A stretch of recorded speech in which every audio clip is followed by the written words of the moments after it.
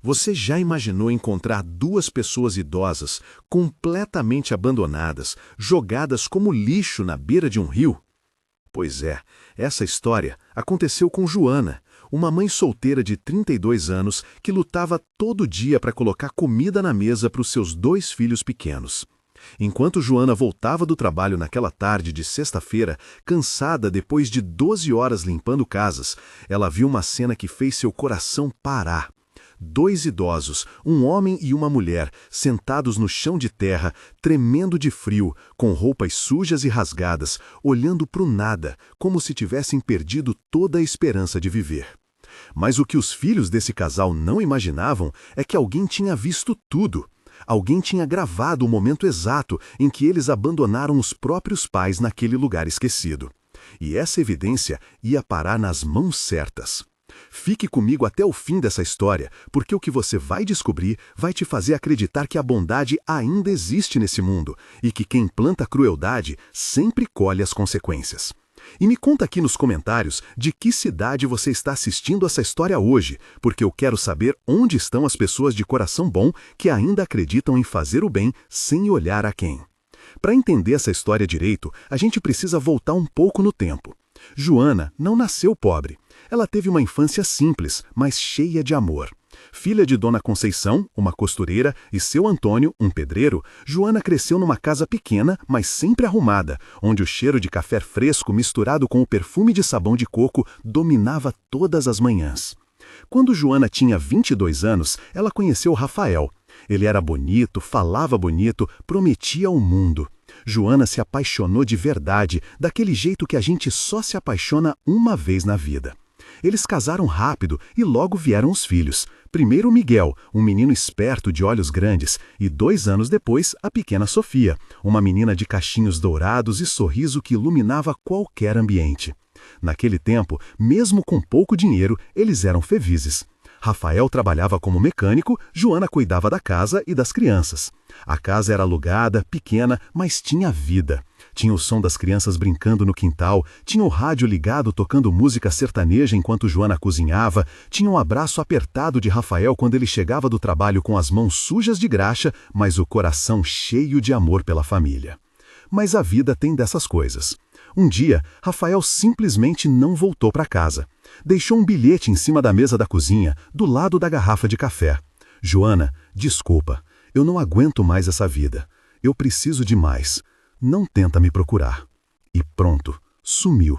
Levou o pouco de dinheiro que tinham guardado e deixou Joana sozinha com 2 crianças pequenas, aluguel atrasado e geladeira vazia. Foi aí que a vida de Joana virou de cabeça para baixo. Ela teve que deixar os filhos com a mãe e sair para trabalhar. Começou como faxineira, limpando casas de gente rica que mal olhava para ela. Acordava às 4 da manhã, pegava 2 ônibus, trabalhava o dia inteiro de joelhos esfregando o chão, limpando o banheiro, lavando roupa, passando, cozinhando. Ganhava uma mixaria. Mal dava para pagar o aluguel e comprar o básico para comer. Mas Joana nunca reclamou. Ela tinha um propósito: os filhos. Miguel e Sofia eram tudo para ela. Toda noite, não importava o quanto ela estava cansada, Joana voltava para casa, dava banho nas crianças, fazia a janta com o pouco que tinha, às vezes só arroz com ovo, às vezes macarrão com salsicha, e depois sentava na cama velha e lia histórias para eles até dormirem. Naqueles momentos, com Miguel de um lado e Sofia do outro, ela se sentia rica. Ela sentia que valia a pena. E você, já se inscreveu no canal? Porque vem muita história assim, cheia de emoção, reviravolta e lições de vida que você vai amar. Aperta lá no sininho para não perder nenhuma. Os anos foram passando. Miguel já tinha 8 anos, Sofia tinha 6. Joana continuava na luta, trabalhando em 3 casas diferentes durante a semana. O corpo dela doía, os joelhos viviam inchados, as mãos estavam calejadas e ressecadas de tanto produto de limpeza. Mas o sorriso dela quando via os filhos nunca sumiu. Naquela sexta-feira específica, Joana tinha trabalhado ainda mais que o normal. Uma das patroas dela tinha pedido para ela fazer uma faxina completa, porque ia receber visitas no fim de semana. Joana passou 12 horas limpando aquela casa enorme. 3 andares, 6 banheiros, piscina, jardim. Quando terminou, já eram quase 7 da noite. A patroa pagou o combinado, R$ 100 pelo dia todo, e Joana guardou aquele dinheiro com cuidado na bolsa velha de pano que carregava. Era com esse dinheiro que ela ia comprar comida para o fim de semana. Já tinha até planejado. Ia fazer um frango assado no domingo, aquele que os meninos amavam, com batata e cenoura. Ia ser uma festa. Ela saiu daquela casa de rico, passou pelo portão automático e começou a caminhar pela rua arborizada em direção ao ponto de ônibus. O sol já estava se pondo e aquela luz alaranjada do fim de tarde pintava tudo de dourado. Joana estava cansada, com os pés doendo dentro do tênis velho e furado, mas estava em paz. Mais um dia de trabalho honesto, mais um dia de luta pela família. Ela não fazia ideia do que ia encontrar dali a 15 minutos. Para entender o que aconteceu com aquele casal de idosos que Joana ia encontrar, a gente precisa conhecer a história deles também. Seu Osvaldo tinha 78 anos, Dona Marta tinha 75. Eles tinham sido casados por 54 anos. 54 anos de companheirismo, de amor verdadeiro, daquele amor simples, mas profundo que a gente vê cada vez menos hoje em dia. Seu Osvaldo tinha sido motorista de caminhão a vida inteira. Passou décadas na estrada, longe de casa, trabalhando duro para sustentar a família. Dona Marta era professora primária. Ela ensinou centenas de crianças a ler e escrever naquela escola pública do bairro onde moravam. Os dois nunca tiveram muito dinheiro, mas tinham o suficiente. E mais importante, tinham amor, tinham respeito, tinham uma família que eles construíram com sacrifício. Eles tiveram 3 filhos. Carlos, o mais velho, que hoje tinha 52 anos e era gerente de uma loja de eletrodomésticos. Patrícia, a do meio, com 48 anos, casada com um advogado e morando num bairro de classe média alta. E Ricardo, o caçula, com 43 anos, dono de uma pequena empresa de informática. Durante anos, enquanto seu Osvaldo e Dona Marta ainda eram saudáveis e conseguiam se virar sozinhos, a relação com os filhos era boa. Não era perfeita, que família é, mas era respeitosa. Os filhos visitavam, especialmente nos aniversários e no Natal. Ligavam de vez em quando.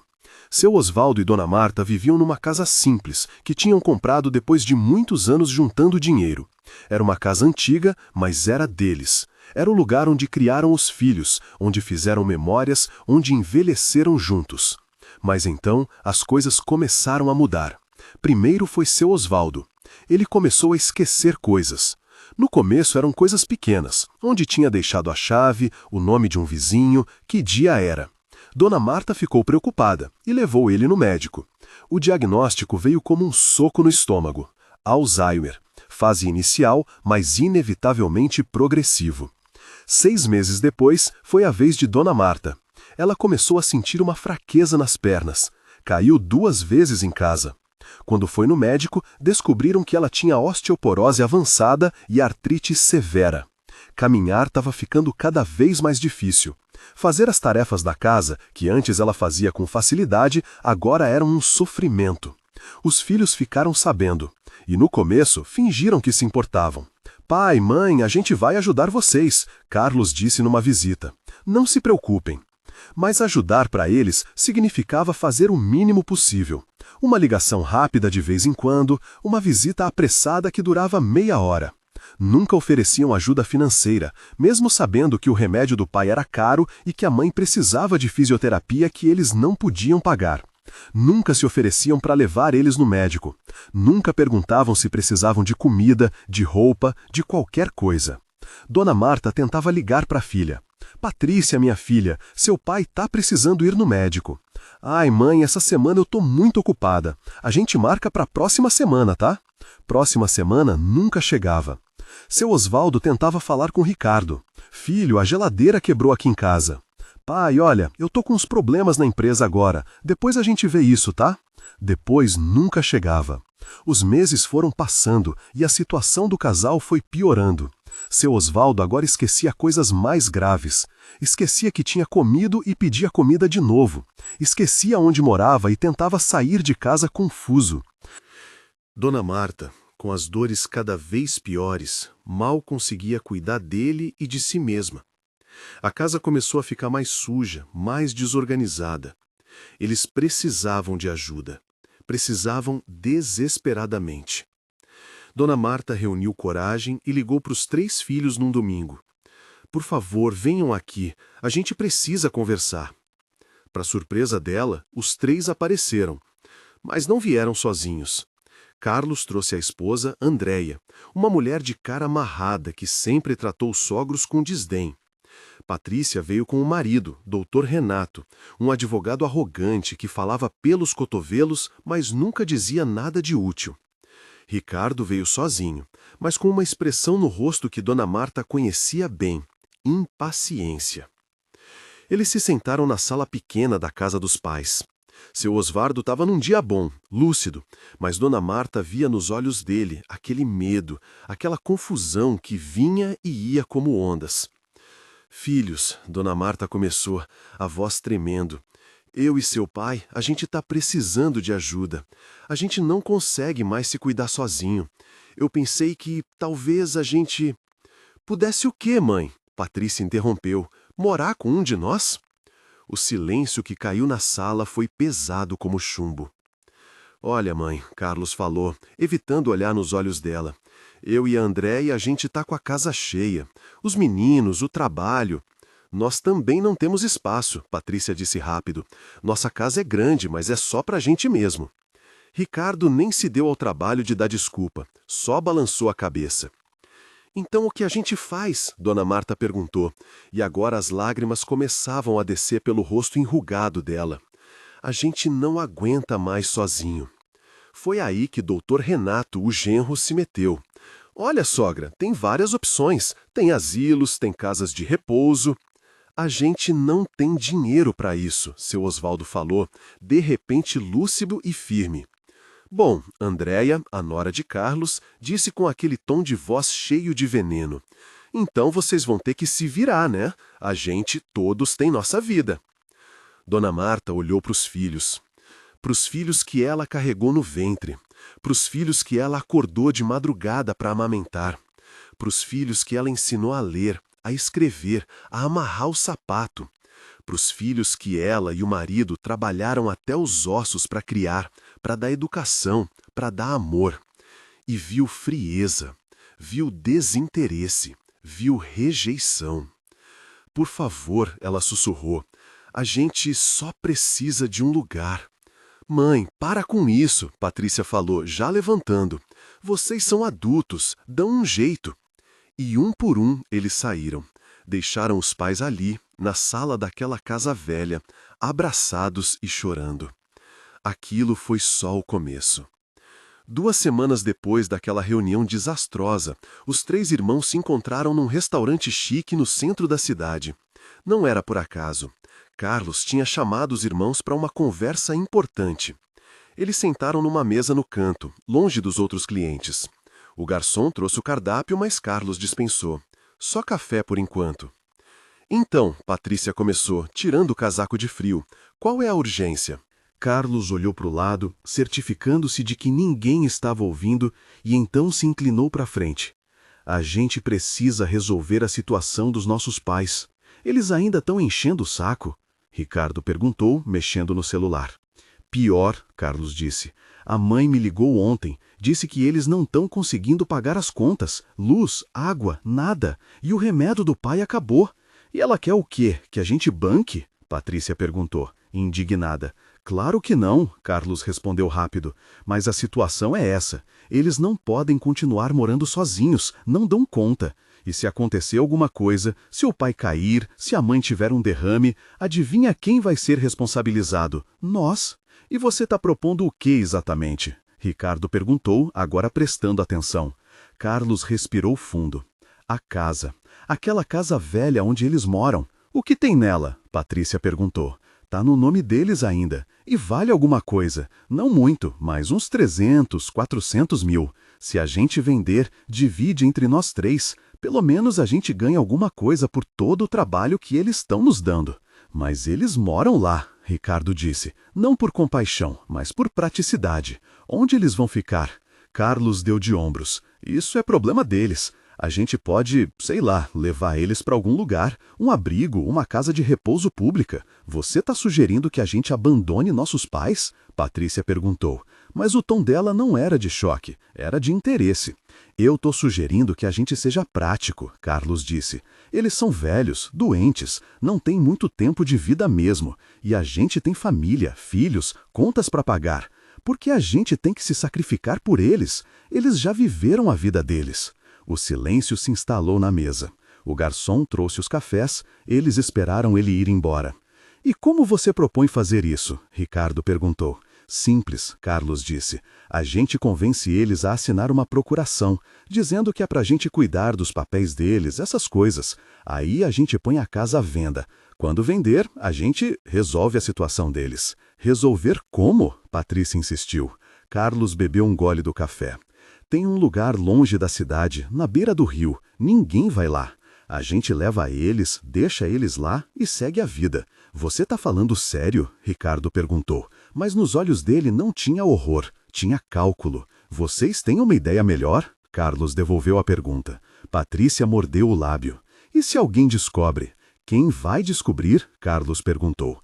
Eles não têm amigos, não saem de casa. Os vizinhos mal falam com eles. A gente faz isso, espera um tempo e registra como desaparecidos. Ninguém vai procurar 2 velhos doentes. Eu não sei, Ricardo começou. Então você quer bancar eles pro resto da vida? Carlos perguntou irritado. Você quer levar eles para morar na sua casa, trocar fralda de velho, limpar vômito? Porque é isso que vai virar a nossa vida se a gente não fizer nada.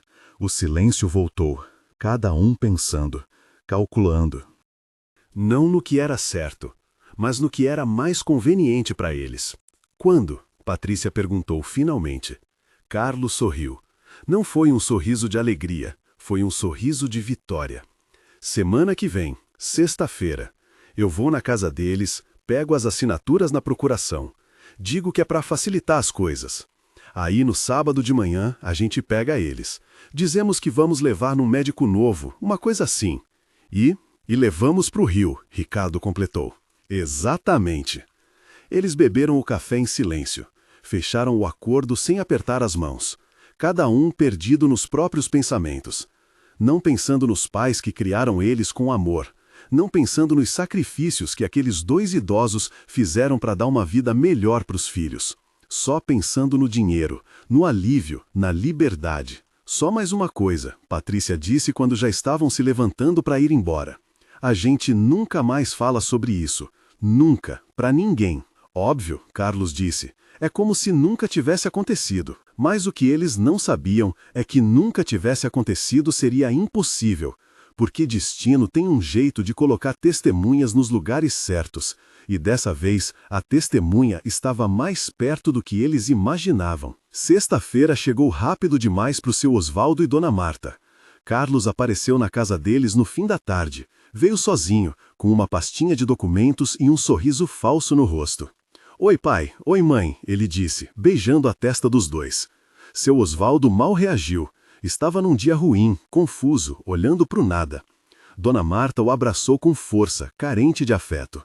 Que bom que você veio, filho, ela disse, a voz cheia de esperança. Faz tanto tempo. Pois é, mãe, trabalho, né? Mas eu vim hoje porque eu trouxe uma solução para vocês. Ele abriu a pasta e tirou uns papéis.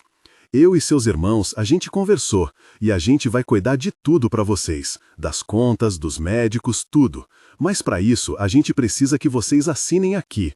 É uma procuração, só para facilitar. Dona Marta pegou os papéis com as mãos tremendo. Ela não entendia muito de documento, mas confiava no filho. Sempre confiou. É só assinar aqui, mãe, e o senhor também, pai. Seu Osvaldo pegou a caneta. A mão dele tremeu quando assinou. Dona Marta assinou logo depois, uma lágrima de alívio descendo pelo rosto. Finalmente os filhos iam ajudar. Finalmente não estariam mais sozinhos. Carlos guardou os papéis com um sorriso de satisfação. Pronto. Agora, amanhã de manhã, eu e seus outros filhos vamos vir buscar vocês. A gente vai levar vocês num lugar melhor. Melhor? Dona Marta perguntou. Isso mesmo. Um lugar onde vocês vão ter ajuda, onde vão ser cuidados direitinho. Naquela noite, Dona Marta mal dormiu de animação. Pela primeira vez em meses, ela sentia esperança. Os filhos tinham voltado. Os filhos iam cuidar deles. Ela acordou cedo no sábado. Deu banho no marido com cuidado, penteou o cabelo dele, vestiu a roupa melhor que ele tinha, uma calça social azul marinho e uma camisa branca que ela mesma tinha passado. Ela também se arrumou. Colocou o vestido florido que gostava, o único que não estava rasgado. Passou um batom cor-de-rosa que tinha anos. Queria estar bonita para os filhos. Às 9 da manhã, o carro parou na frente da casa. Um sedã prata. Carlos estava dirigindo. Patrícia estava no banco da frente. Ricardo estava no banco de trás. "Bom dia", Carlos disse, falsamente alegre quando Dona Marta abriu a porta. "Vocês estão prontos?" "Tamo sim, filho", ela respondeu, segurando firme na mão de seu Osvaldo, que estava num dia especialmente confuso, olhando tudo como se fosse a primeira vez. Eles entraram no carro, Dona Marta e seu Osvaldo no banco de trás com Ricardo. Ninguém falava muito. Dona Marta até tentou puxar conversa. "Para onde a gente está indo, filhos?" "Você já vai ver, mãe", Patrícia respondeu, sem virar para trás. O carro saiu da cidade. Foi pegando ruas cada vez menos movimentadas. Depois pegou uma estrada de terra. Dona Marta começou a ficar preocupada. "Filho, onde é esse lugar?" "Calma, mãe, já estão chegando." Mas eles não estavam chegando em lugar nenhum bom. O carro foi seguindo pela estrada de terra por quase 40 minutos. A poeira entrava pela janela. O sol estava quente, abafado. Seu Osvaldo começou a ficar agitado. "Eu quero ir para casa", ele disse, confuso. "Já vamos, pai", Ricardo falou irritado. Finalmente, o carro parou. Eles estavam num lugar isolado. Era à beira de um rio. Mas não era um rio bonito, limpo. Era um rio sujo, com água barrenta. A margem era cheia de lixo, garrafas plásticas, pneus velhos, sacolas. Tinha um cheiro horrível de esgoto e lodo. "Saiam", Carlos disse, já abrindo a porta. "Mas, filho, o que é aqui?" Dona Marta perguntou, o coração começando a bater descompassado. "Eu disse para sair", Carlos gritou, pela primeira vez mostrando a verdadeira cara. Dona Marta saiu do carro tremendo. Ajudou seu Osvaldo a descer. Ele estava completamente perdido, assustado. Patrícia e Ricardo também saíram do carro. Os 3 filhos ficaram ali, parados, olhando para os pais. "Filhos", Dona Marta começou, a voz falhando. "Por favor, o que está acontecendo?" Carlos deu um passo para frente. "O que está acontecendo, mãe, é que a gente está cansado. Cansado de vocês. Cansado de ter que se preocupar com vocês. Vocês já viveram, já está na hora de dar espaço para a gente viver também." As palavras caíram como pedras em Dona Marta. Ela cambaleou, precisou se segurar em seu Osvaldo. Não estou entendendo." "Você vai ficar aqui", Patrícia disse, friamente. "Vocês 2, a gente não quer mais vocês." "Mas eu sou a mãe de vocês!" Dona Marta gritou, as lágrimas agora descendo livre pelo rosto. "Eu dei a vida por vocês." "E a gente agradece", Ricardo disse com sarcasmo. "Mas agora é nossa vez de viver." Dona Marta caiu de joelhos no chão de terra. Seu Osvaldo, mesmo confuso, sentiu o desespero dela e começou a chorar também. "Por favor", ela implorou, as mãos juntas como se estivesse rezando. "Não façam isso. A gente pode ser menos trabalho." "A gente promete. A gente não vai incomodar." "Já está feito, mãe", Carlos disse. E então ele falou a frase que ia ecoar para sempre na cabeça de todos eles. "Vocês não servem mais para nada mesmo." Patrícia já estava entrando no carro. Ricardo também. Carlos deu na última olhada para os pais. Nem era um olhar de ódio, era pior. Era indiferença.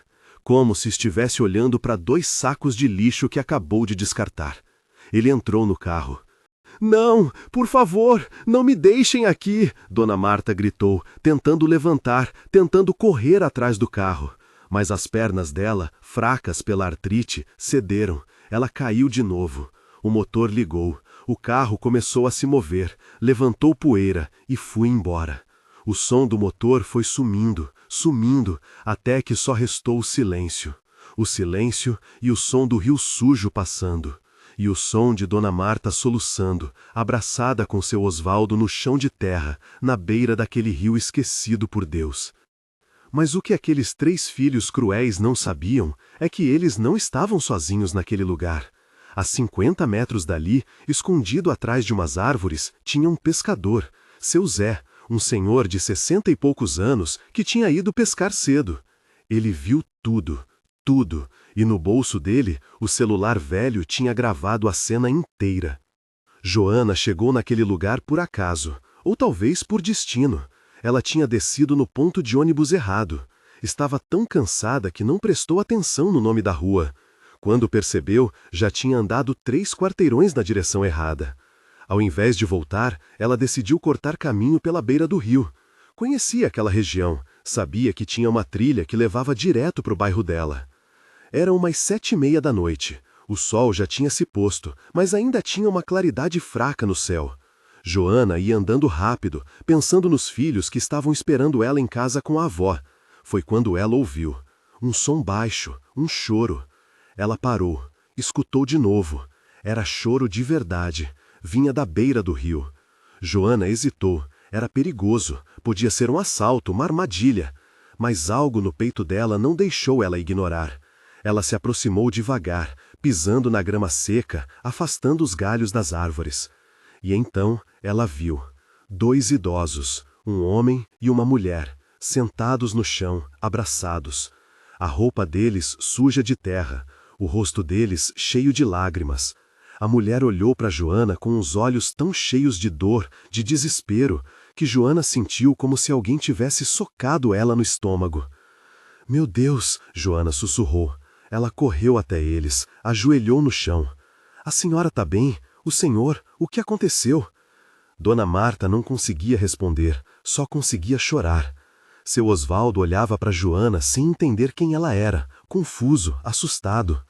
Joana olhou em volta, não tinha ninguém, nada, só lixo, mato e aquele rio sujo.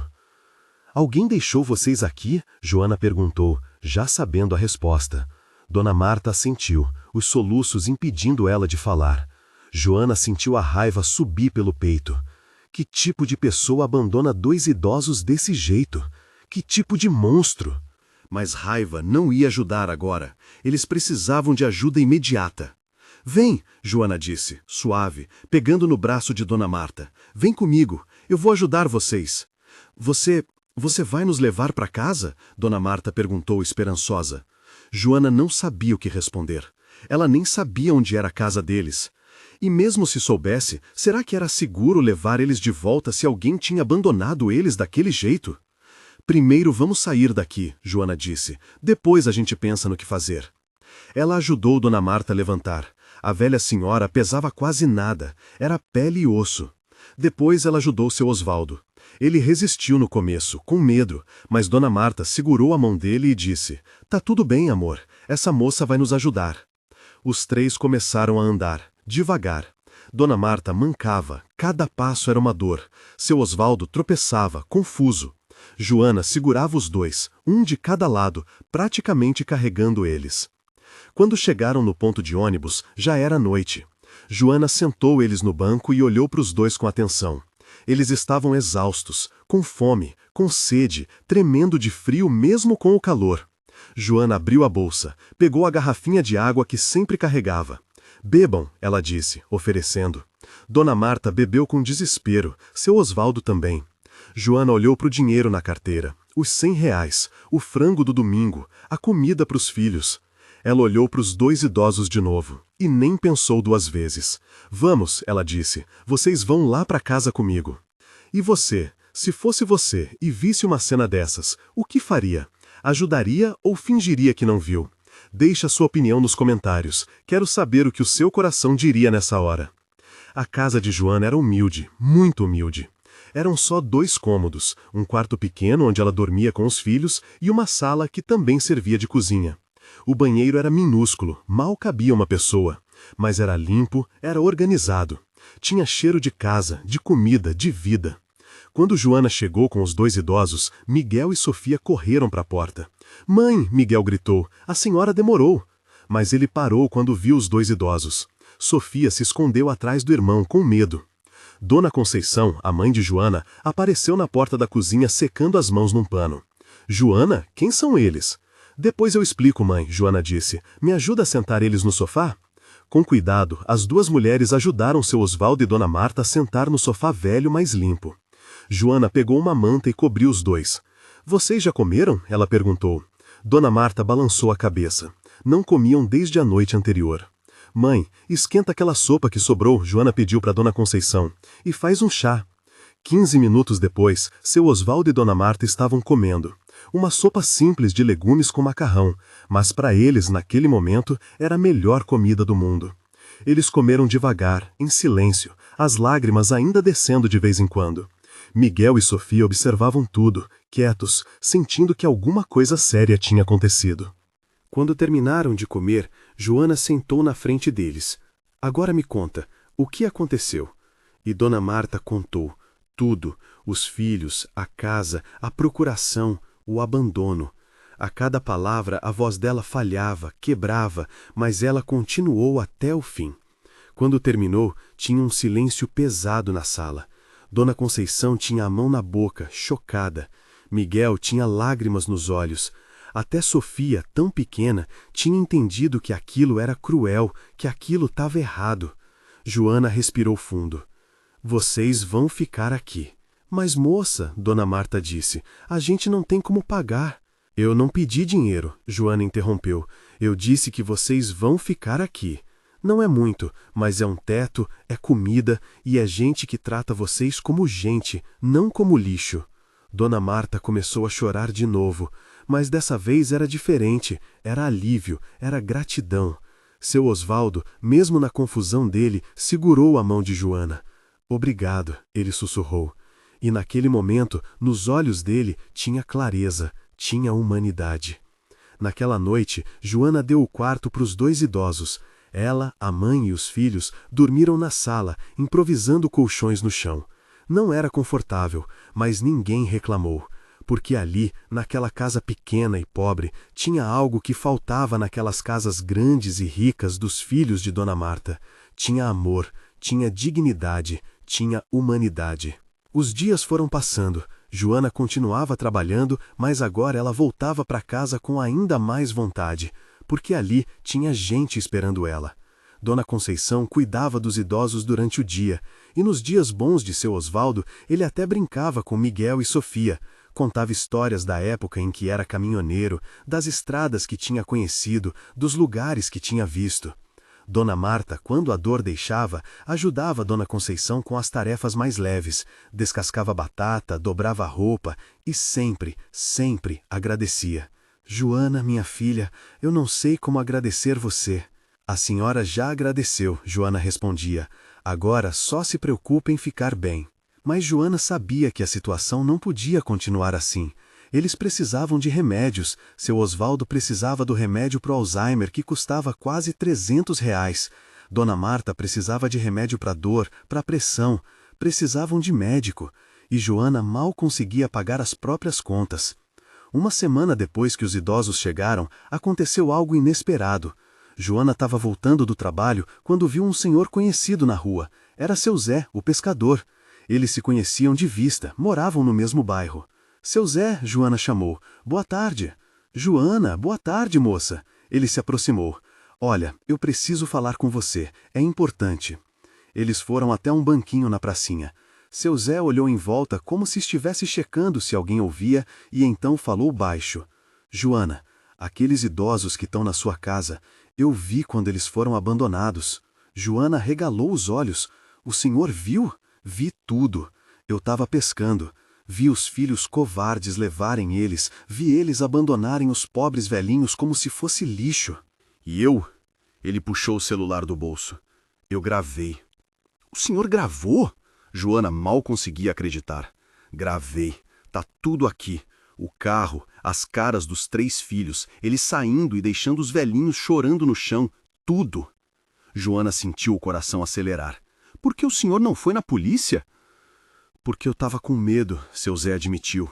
Aquele pessoal parecia ter dinheiro, carro bom. Eu sou um pobre pescador. Quem ia acreditar em mim? Mas aí eu soube que você tinha ajudado eles. E eu pensei, se tem alguém que pode usar isso para fazer justiça, é você. Ele mostrou o vídeo. Joana assistiu, sentindo a raiva crescer a cada segundo. Ali estava tudo. Carlos dizendo, vocês não servem mais para nada mesmo. Dona Marta implorando, o carro indo embora. Isso é uma evidência, Joana disse. A gente pode usar isso. Mas para quê? Seu Zé perguntou. Polícia? Sei não.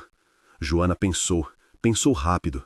Seu Zé, o senhor sabe se eles têm alguma coisa em nome deles, os idosos? A dona Marta me falou que tinha uma casa, seu Zé disse, mas os filhos já tinham pegado procuração. Procuração não quer dizer que a casa foi vendida ainda, Joana disse, de repente animada. Se a gente agir rápido. Naquela noite, Joana conversou com Dona Marta. Explicou sobre o vídeo, sobre a possibilidade de fazer algo. Dona Marta, a senhora quer fazer eles pagarem pelo que fizeram? A velha senhora olhou para ela com os olhos cansados. Joana, eu só quero paz, não quero vingança. Não é vingança, Joana disse, segurando a mão dela. É justiça. E mais importante, é garantir que a senhora e seu Osvaldo nunca mais passem por isso. Dona Marta olhou para o marido, dormindo no quarto. Olhou para Joana, essa moça pobre que tinha acolhido ele sem pedir nada em troca, e tomou uma decisão. O que eu preciso fazer? Na segunda-feira de manhã, Joana faltou no trabalho. Pediu para a patroa entender, disse que era emergência, e foi com Dona Marta num cartório. No caminho, Dona Marta explicou. A casa ainda estava no nome dela e do marido. Os filhos tinham procuração, mas ainda não tinham vendido. No cartório, Dona Marta pediu para falar com o tabelião. Um homem sério, de óculos, que no começo estava impaciente, mas que foi ficando cada vez mais atento conforme Dona Marta contava a história. Então a senhora quer revogar a procuração? Ele perguntou. Quero, e quero fazer um testamento novo. O tabelião olhou para Joana. E a senhora é? Joana, ela respondeu. Eu estou cuidando dela e do marido dela. Família? Não, mas mais família do que os filhos de sangue. O tabelião entendeu. Ele tinha visto muitos casos assim. Famílias que abandonam, estranhos que acolhem. Muito bem, vamos fazer isso direito então. 2 horas depois, estava tudo pronto. A procuração dos filhos, revogada. Testamento novo, feito. Nele, Dona Marta deixava a casa, a única coisa de valor que tinha, para Joana. Não porque Joana tinha pedido, ela nunca pediu, mas porque Dona Marta insistiu. Essa moça me salvou, Dona Marta disse para o tabelião. Ela e a família dela me trataram melhor em uma semana do que meus filhos me trataram a vida inteira. O que é meu vai para quem me tratou como gente.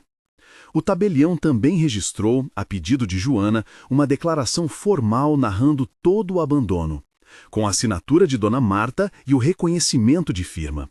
Um documento oficial. Quando saíram do cartório, Dona Marta chorou. Mas era um choro diferente. Era um choro de quem retoma o controle. De quem diz, não, vocês não vão me destruir. Obrigada, minha filha, ela disse para Joana. A senhora não tem que agradecer, Joana respondeu. A senhora merece dignidade. E eu vou fazer tudo para garantir que esses filhos seus paguem pelo que fizeram. E Joana tinha um plano. Um plano que ia fazer aqueles 3 filhos cruéis verem que ações têm consequências. Se você acredita que Dona Marta e seu Osvaldo merecem justiça, deixa aqui nos comentários justiça para Dona Marta e seu Osvaldo. Aperta o like agora para essa história alcançar mais pessoas que precisam ouvir isso. Carlos recebeu a ligação numa terça-feira de manhã. Ele estava no trabalho, revendo planilhas, quando o celular tocou. Número desconhecido. Alô? Senhor Carlos. Era uma voz formal. Aqui é do cartório São José. O senhor é filho de Dona Marta Silva? Sou, Carlos respondeu, de repente tenso. Por quê? Senhor, eu preciso informar que a procuração que o senhor tinha em nome da sua mãe foi revogada. Silêncio. Como assim revogada? Carlos perguntou, a voz subindo.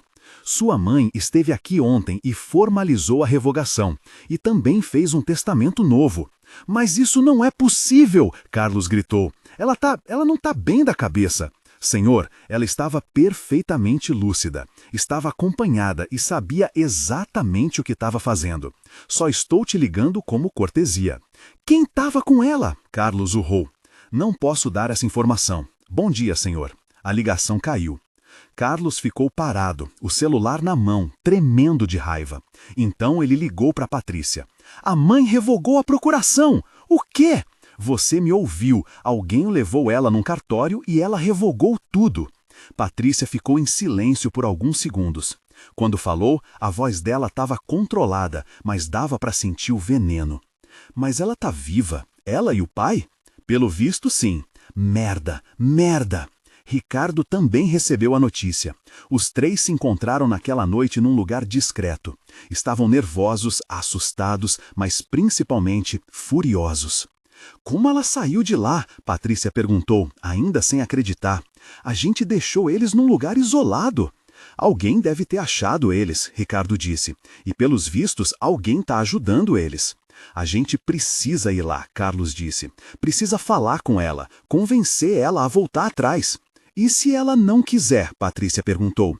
Ela vai querer, Carlos disse, mas nem ele mesmo parecia acreditar.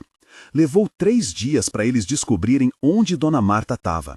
Uma vizinha antiga conhecia alguém que tinha visto ela num ônibus com uma mulher mais jovem. Seguiram a pista. Perguntaram, até que descobriram o endereço. Sábado de manhã, o sedã prata parou na frente da casa humilde de Joana. Os 3 irmãos desceram. Olharam para a casa com desdém. É aqui que nossa mãe tá? Patrícia perguntou, nojenta. Nessa pocilga? Carlos bateu na porta com força. Joana abriu. Quando viu quem era, os olhos dela se estreitaram. O que vocês querem? A gente quer falar com nossa mãe, Carlos disse. Ela não quer falar com vocês. Não foi uma pergunta, Carlos disse, empurrando a porta e entrando. Dona Marta estava na sala, sentada no sofá com seu Osvaldo. Quando viu os filhos, o corpo dela ficou tenso. Mas ela não chorou, não implorou. Ela só olhou. Mãe, Carlos começou, tentando fazer a voz soar amável e falhando miseravelmente. A gente ficou sabendo que a senhora veio na cidade. A gente estava preocupado. Mentira, Dona Marta disse, a voz firme. Vocês não estavam preocupados. Vocês estavam preocupados com a casa. Mãe, não é assim. Não me chama de mãe. Pela primeira vez, Dona Marta gritou. Mãe é quem cuida. Mãe é quem ama. Vocês me jogaram fora como lixo. A gente pode explicar, Patrícia cantou. Explicar o quê? Joana entrou na conversa. Explicar que vocês abandonaram ela e o marido de vocês na beira de um rio sujo, que vocês falaram que eles não serviam mais para nada? Ricardo ficou pálido. Você estava lá? Eu não, Joana disse, mas tem gente que estava e gravou tudo. O silêncio que caiu foi pesado. Carlos foi o primeiro a reagir. Quanto vocês querem? Ele perguntou direto. Para devolver nossa mãe e esquecer essa história. Devolver? Joana deu uma risada sem humor. Ela não é um objeto e ela não vai a lugar nenhum com vocês. Ela é nossa mãe, Patrícia gritou. A gente tem direitos. Vocês abriram mão dos direitos quando jogaram ela fora, Joana disse. E agora saiam da minha casa. Carlos deu um passo para frente, ameaçador. Olha aqui sua... Dona Conceição apareceu da cozinha com uma vassoura na mão.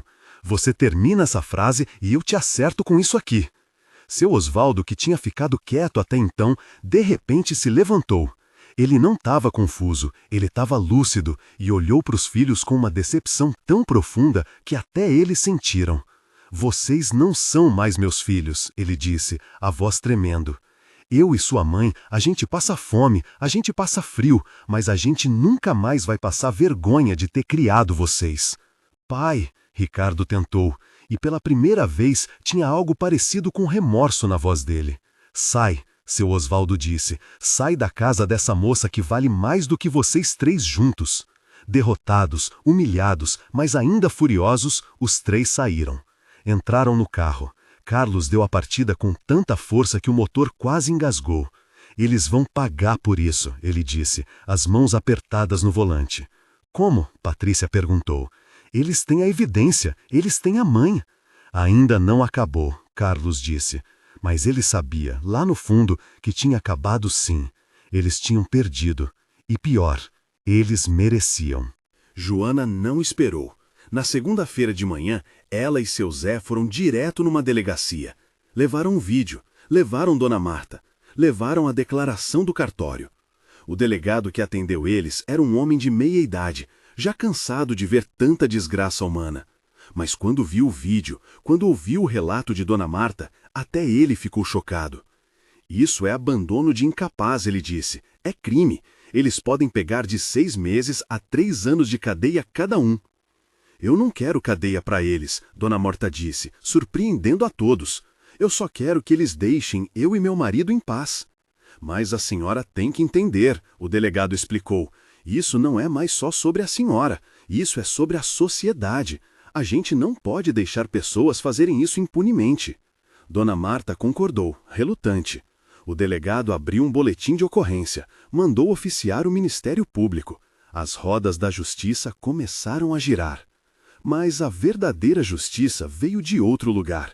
Seu Zé tinha um sobrinho, um rapaz jovem, universitário, que trabalhava com redes sociais. Quando seu Zé contou a história para ele e mostrou o vídeo, o sobrinho teve uma ideia. Tio, deixa eu postar isso, deixa eu mostrar para o mundo o que esses filhos fizeram. Seu Zé olhou para Joana. Joana olhou para Dona Marta. A senhora tem certeza? Joana perguntou. Vai ser muita gente vendo, vai ser público. Dona Marta pensou. Pensou nos anos de sacrifício. Pensou nas noites em claro cuidando desses filhos quando eram bebês. Pensou em como ela trabalhou até os ossos para dar educação para eles. Pensou na crueldade fria deles. Posta, ela disse, deixe o mundo saber quem eles realmente são. O sobrinho de seu Zé postou o vídeo numa terça-feira à noite, com uma legenda simples. Esses 3 filhos abandonaram os próprios pais idosos e doentes na beira de um rio sujo. Compartilha para essa injustiça não ficar impune. Na quarta de manhã, o vídeo tinha 1000 visualizações. Na quarta à tarde, tinha 50.000. Na quinta de manhã, tinha 500.000. Na sexta, tinha passado de 3 milhões. O vídeo viralizou. E não foi só nas redes sociais da cidade, foi no estado inteiro, depois no Brasil inteiro. Páginas de notícias compartilharam, programas de TV falaram. Todo mundo estava indignado. Os comentários eram devastadores. Que tipo de monstro faz isso com os próprios pais? Esses filhos merecem cadeia, compartilhando para todo mundo saber quem são esses canalhas. A mulher que ajudou eles é um anjo. E então as pessoas começaram a investigar, descobriram os nomes, descobriram onde trabalhavam, e a justiça social foi implacável. Carlos foi o primeiro a sentir.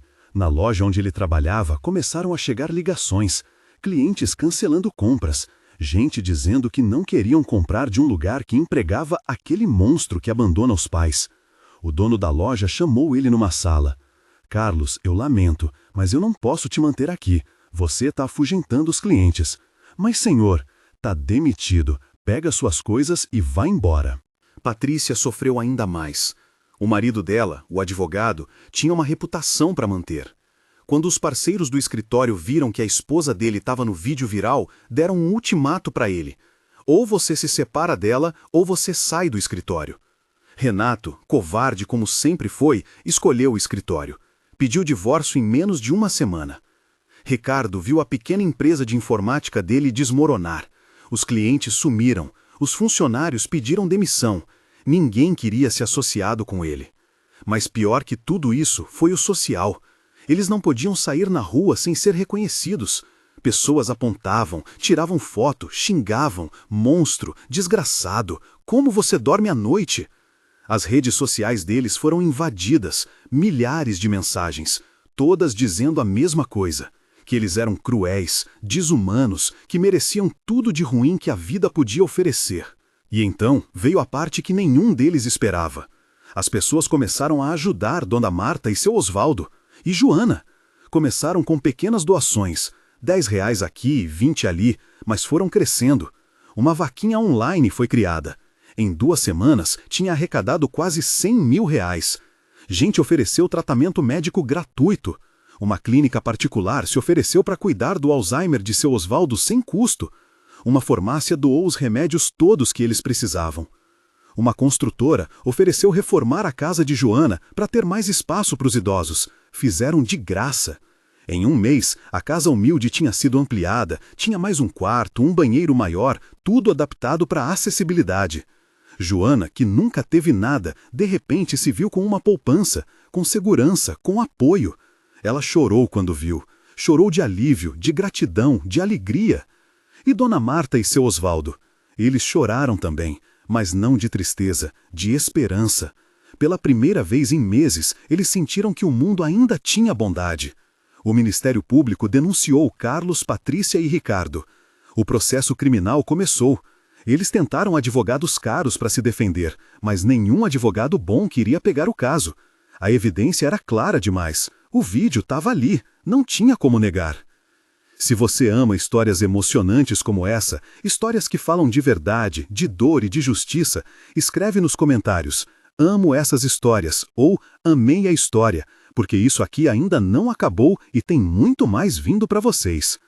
Em 6 meses, o julgamento aconteceu. A sala do tribunal estava lotada, imprensa, curiosos, apoiadores de Dona Marta. Do outro lado, sozinhos e cabisbaixos, os 3 irmãos. A juíza era uma mulher séria, de uns 50 anos. Ela ouviu tudo, viu o vídeo, ouviu o testemunho de Dona Marta, que falou com a voz firme mas emocionada. Ouviu Joana, ouviu seu Zé. Os 3 tentaram se defender. Falaram de estresse, de pressão, de momentos de fraqueza. Mas a juíza não comprou. "Vocês não tiveram um momento de fraqueza", ela disse, olhando firme para eles. "Vocês planejaram isso. Vocês executaram com frieza. Vocês abandonaram seus pais como se eles fossem lixo. E pior, vocês só se arrependeram quando foram pegos." A sentença? 2 anos de cadeia em regime semiaberto para cada um. E eles foram obrigados a pagar uma indenização para Dona Marta e seu Osvaldo de R$200 mil. Mas o dinheiro não importava mais. Joana tinha conseguido garantir que os idosos tivessem tudo o que precisavam. A verdadeira vitória foi outra, foi a dignidade. Foi ver aqueles 3 cruéis sendo responsabilizados. Foi saber que o mundo inteiro tinha visto quem eles realmente eram. Quando saíram do tribunal, Joana, Dona Marta e seu Osvaldo foram recebidos com aplausos. Pessoas na rua batendo palma, gritando apoio. Dona Marta olhou para Joana e disse: "Obrigada, minha filha. Você me deu mais que um teto. Você me devolveu a dignidade." E Joana, com lágrimas nos olhos, respondeu: "A senhora sempre teve dignidade. Eu só ajudei o mundo a ver." 3 meses depois do julgamento, a vida tinha se acertado. Dona Marta e seu Osvaldo moravam permanentemente com Joana. A casa reformada tinha espaço para todos. Miguel e Sofia tinham ganho 2 avós que amavam eles de verdade, que contavam histórias, que davam conselhos, que estavam presentes. Seu Osvaldo, com o tratamento adequado, tinha estabilizado. Ainda tinha momentos de confusão, mas eram menos frequentes. E nos momentos bons, ele era um vovô carinhoso que brincava com as crianças e ajudava Dona Conceição no jardim que tinham feito no quintal. Dona Marta, com a fisioterapia e os remédios certos, conseguia andar melhor. A dor ainda existia, mas era suportável. E ela tinha encontrado um novo propósito. Ela começou a visitar asilos, a conversar com outros idosos, a dar apoio para quem estava sozinho. Ela transformou a dor dela em ajuda para os outros. Joana não precisava mais trabalhar em 3 casas. Com o dinheiro que tinha sido doado e a indenização que Dona Marta insistiu em dividir com ela, Joana conseguiu abrir um pequeno negócio, uma quitanda no bairro. Nada grande, mas era dela, e dava para sustentar a família com dignidade. Os filhos de Dona Marta, Carlos tinha perdido tudo.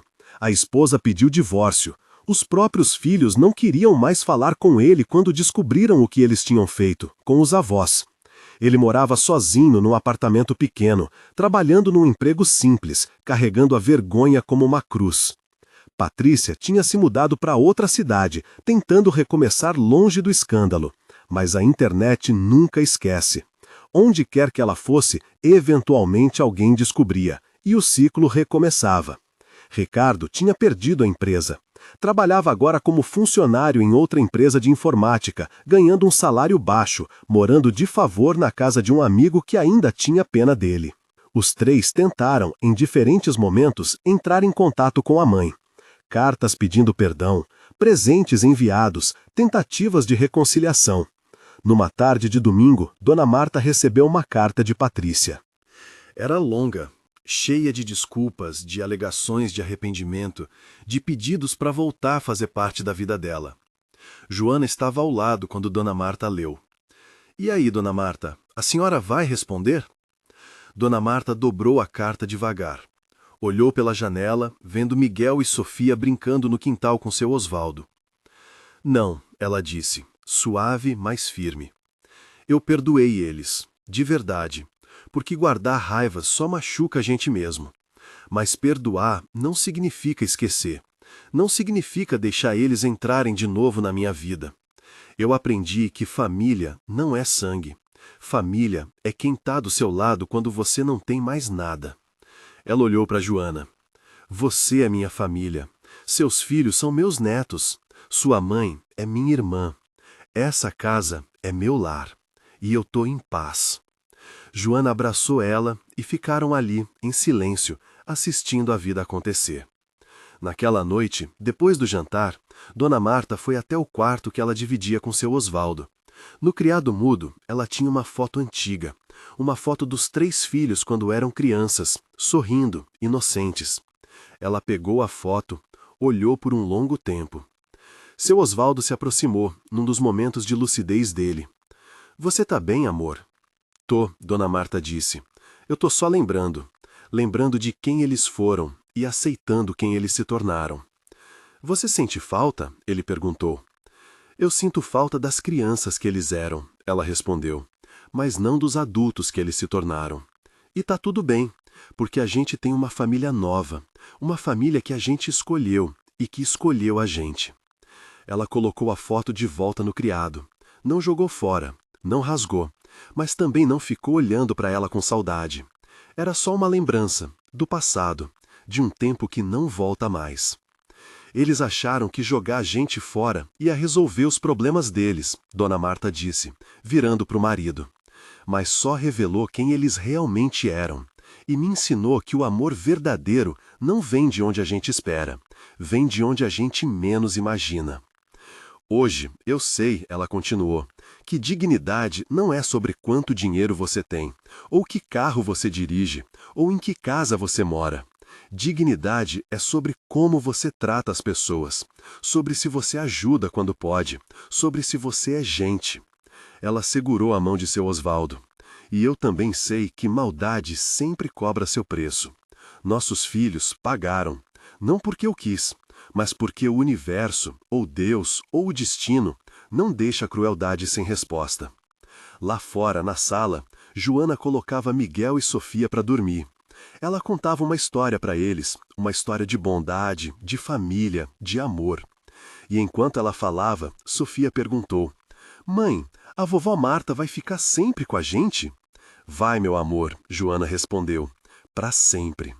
E naquela casa, pequena, mas cheia de vida e amor, todos dormiram em paz. Porque no fim, justiça tinha sido feita. Não da maneira que a gente vê nos filmes, com vingança e revanche, mas da maneira real, com consequências naturais para quem faz o mal, com recompensa para quem faz o bem. Com famílias se formando não por sangue, mas por amor. E essa é a lição que fica. Sangue não faz família. Amor faz. Cuidado faz. Presença faz. E quando você tem isso, você tem tudo. Se você se emocionou com essa história, deixa seu like, se inscreve no canal e compartilha esse vídeo para que mais pessoas aprendam o verdadeiro valor da bondade e da família. E antes de sair, clica na próxima história, porque lá te espera mais uma lição de vida que vai tocar seu coração. Nos vemos lá!